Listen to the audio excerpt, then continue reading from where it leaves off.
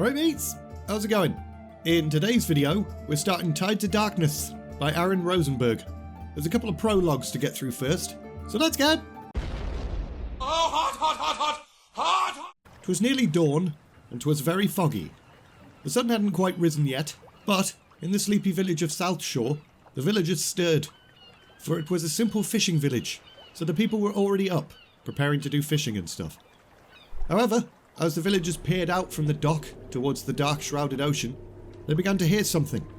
A slow and steady sound reverberating in the air, growing louder and louder, and it was ever so slightly spooky.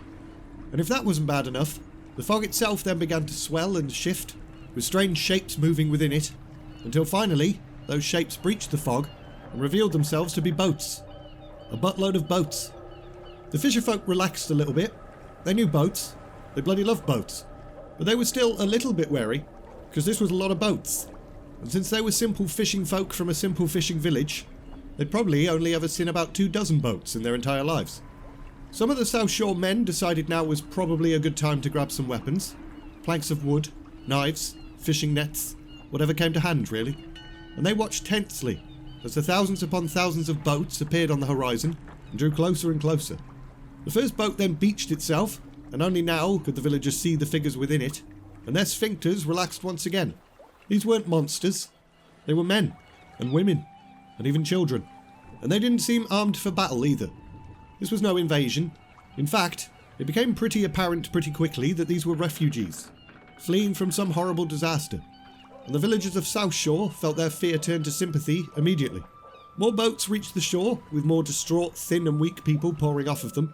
Many of them were so overwrought they could barely stand.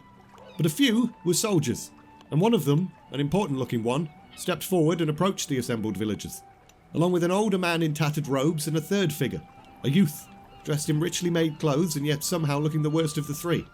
Hail and well met. We are refugees. I beg you, any food and drink you can spare and shelter if you can, for the children's sake. The villagers all looked at each other, and then nodded and lowered their weapons. They weren't a wealthy village, but they weren't dicks either. So the South Shore men and women got to work, stirring up pots of porridge and stew and rounding up blankets and coats and stuff. Thank you. I know you can't spare much, but I'm grateful for what you've given us. We will not let women and children suffer. Marcus Redpath, I'm the headman of this village.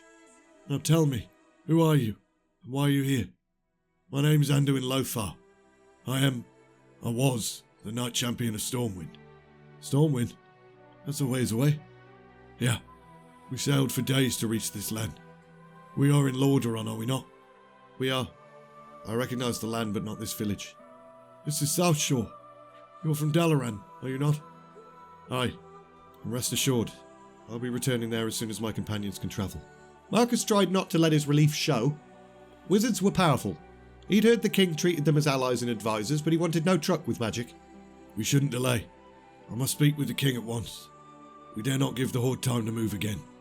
Well, I have no idea what the Horde is, but your women and children may stay here a time. We'll take care of them. Thanks. We'll send food and other supplies back once we reach the king.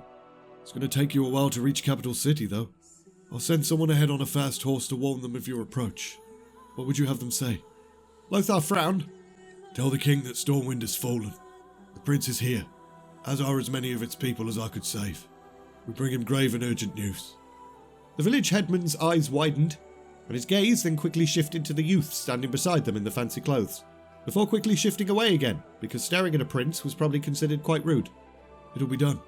Marcus then turned to a nearby bloke and nodded, who subsequently leapt on a horse and buggered off. Willem's our finest rider. He'll reach Capital City well ahead of you and deliver your message. We'll gather horses and what food we can to spare for your journey as well. Thanks again. Lothar then turned to his violet-robed friend. Gather those that would come with us, Khadgar, and make ready. We'll leave as soon as possible. A few short hours later, Lothar, Khadgar, Prince Varian Rin and a bunch of other nameless peeps had left South Shore and set off on their journey to Lordaeron's kingdom. How far is it? I don't know. A week? We should see the city's spires in about 5 days, give or take. Then we'll have to pass through Silverpine Forest, skirt Lordemere Lake. The city lies on its north shore. Khadgar then fell silent, and Lothar studied his companion. He was worried about the guy. Things had got real ugly and nightmarish at Karazhan. Khadgar had been forced to administer a lethal blow to his master. That can't have been easy for the young man. Or is it old man now? Lothar still didn't really understand what had happened that night. Perhaps he never would. But somehow, during that battle, Khadgar had changed. And despite being younger than Lothar by almost 4 decades, he now appeared much older than him. And things hadn't exactly been sunshine and rainbows for Lothar, either. Medivh had been his friend. And also, King Lane. Lothar shook his head and tried to drive away the tears. His king, dead, and Stormwind was gone. But the former champion of Stormwind couldn't allow himself to succumb to his emotions at this moment. His people needed him. Hell, even the people of this land needed him. They just didn't know it yet. Meanwhile, Khadgar was also lost in his own thoughts, reliving the highlights of the entire Last Guardian series. And he was a little bit conflicted about how he should be feeling about the whole damned thing. Should he be sad that his master had died? Or enraged by what Medivh had done? Or even awed that one man could resist the influence of a titan for so long? He had no idea. His mind was a whirl, as was his heart. There was also the matter that Khadgar was back home, or at least back in his homeland. He hadn't expected to return here until he'd reached Master Mage status, and had always envisioned it as him landing atop the Violet Citadel on a griffin, whilst all his former teachers and fellows were like, "Way, Khadgar, way!" But instead, he was riding a plough horse, leading a ragtag band of men to speak to the king about saving the world. It was kind of funny, really, he thought. So, what's the plan when we reach the city? Speak to the king. Though Stormwind is lost, Varian is still her prince and I'm still her champion. I've only met King Terenas briefly, and it was a while back, so he might not recognise me. But he'll definitely recognise Varian. Plus that messenger from South Shore at least makes sure they're aware of our arrival. So he will grant us an audience. And then we'll tell him what happened, and what must be done. And what must we do? Gather the rulers of this land. Force them to see the danger. No nation can stand alone, not against the Horde. Stormwind tried and is gone because of it. The people must unite and fight. Well, let's just hope they listen. For all our sakes. They will. They must. I only wanted to live my own life. Oh! Gul'dan sat bolt upright, awake but confused by his surroundings. Where am I? What has happened? You were asleep, Gul'dan. Asleep like death. For weeks now, you've not moved. We thought your spirit gone. Did you now? Were you afraid I would leave you, Cho'Gall? Abandon you to Blackhand's tender mercies? Blackhand is dead, Gul'dan. Dead? At first, the warlock thought he'd misheard the ogre, but as both of Cho'Gall's heads nodded and pulled the same grim expressions, he realised it was true. How? What has happened while I slept? Cho'Gall began to answer, but 2 burly orc warriors then burst into the room, shoved the ogre out the way and roughly grabbed Gul'dan's arms. Wait! Where are you taking me? Gul'dan tried to wrestle his arms free, but it was no use. Even at full strength, he was no match for the warriors, and at this moment in time, he could barely hold himself upright. So he just sort of went all limp like a sack of spuds as the 2 orcs dragged him off. He took control, Gul'dan, while you were unconscious. He killed most of the Shadow Council. Only you and I and a few of the lesser warlocks remain. Gul'dan shook his head. He still felt fuzzy, unfocused, and this did not seem like the best time to lack clarity. Who? Who did this? But Cho'Gall had slowed his steps and fallen back, and as Gul'dan turned to look ahead, he saw a powerful figure standing before him. A massive warrior, holding a colossal warhammer. And finally, Gul'dan understood. So you're awake. Silence! I did not say you could speak. I know what you've done, Gul'dan. I know how you controlled Blackhand. You and your Shadow Council. Oh yes, Gul'dan. I know about them. But your warlocks can't help you now. They're dead. Many of them. And those that aren't are chained and watched. I rule the Horde now, Gul'dan. Not you. Not your warlocks. Me. Doomhammer alone. And there will be no more dishonor. No more treachery. No more deceit and lies. Orgrim then rose to his full impressive height, towering over Gul'dan. Juritan died from your scheming, but he will be the last. And he will be avenged. No more will you rule our people from the shadows.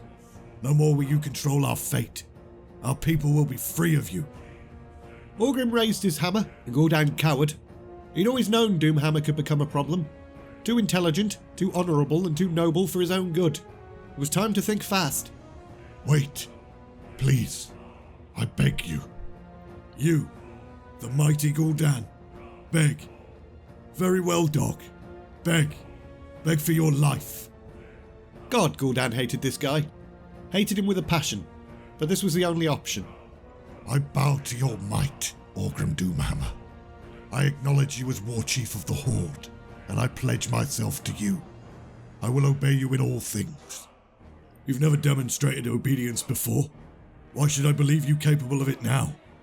Because you need me. You've slain my Shadow Council, yes? Consolidated your power over the Horde, as it should be. Blackhand was not strong enough to lead us on his own. But you are, so you have no need of a council. But you do need warlocks. The humans have magic of their own. Without us, you will fall to their power. You have only a few warlocks left, Orgrim. Myself, Shogul, a handful of neophytes. I'm simply too useful to kill for revenge. Doomhammer snarled, but then lowered his hammer. He hated this guy. Hated him with a passion. But he wasn't wrong. What you say is true. I will place the needs of the Horde over my own and allow you to live, Gul'dan. You and those of your warlocks that remain. But only as long as you prove useful. Oh, we will be useful, mighty Doomhammer. For I will create for you a host of creatures such as you have never seen before. Warriors who will serve you alone. With their might and our magic, we will crush this world's magi. The Horde will trample its enemies into the dust. Very well. I'll hold you to that. And that was that. Orgrim turned and buggered off. The Orc warriors also buggered off. And Gul'dan was left in a crumpled heap on the floor. Damn him. And damn that human wizard prick as well.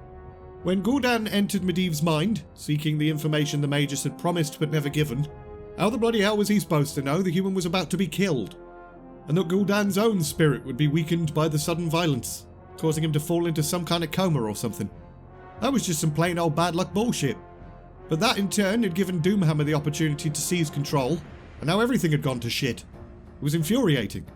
Jogor then approached from behind and helped the old warlock to his feet. Gather the others. The Storm Reavers will show all the Horde what we warlocks can accomplish. Not even Doomhammer will be able to deny their worth. Gather your clan as well, Chogul. There is much to be done.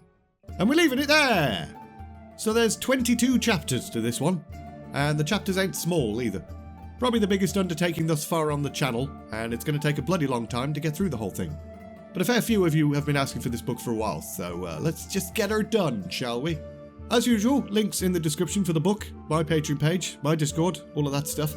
If you enjoyed this video, like, subscribe, all of that bollocks. And all that's left to say is, thanks for watching, and see ya!